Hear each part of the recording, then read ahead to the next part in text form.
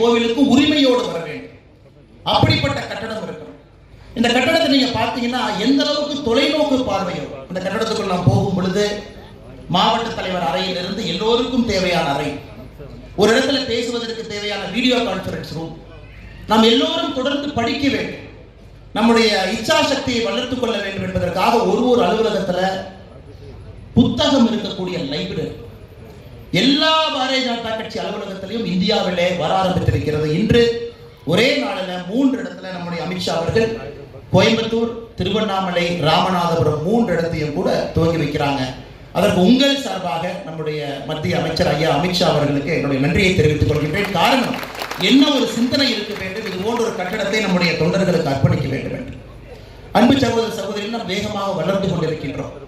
அதுல எந்த மாற்று கருத்தும் இல்லை. வேகமாக வளர்றனாலதான் நம்ம மேல கல்லையும் அதிகமா வீசுறாங்க. பாரதிய ஜனதா கட்சியினுடைய வளர்ச்சி தமிழகத்துல மக்களுடைய மனதில் எல்லாம் போய் தங்க ஆரம்பிச்சிருச்சு. எல்லா இல்லத்திலும் நம்முடைய பாரத பிரதமர் நரேந்திர மோடி அவர்கள் குடியிருக்கிறார்.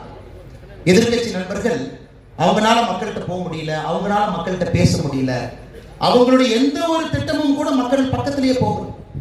பிரதமர் அவர்கள் கஷ்டப்பட்டு யோசிச்சு ஒரு நடுத்தர மக்களுக்கு வாங்கக்கூடிய மருந்தினுடைய விலை குறைவா இருக்கணும் அப்படிங்கிறதுக்காக பிரதம மந்திரி மருந்தகத்தை ஆரம்பிச்சாங்கன்னா இங்க இருக்கக்கூடிய முதலமைச்சர் ஐயா மு.க. ஸ்டாலின் அவர்களுக்கு அதுக்கு அனுமதியும் கொடுக்க மாட்டாரு. அது வந்தாங்கன்னா தடையும் போடுவாரு. அதற்கு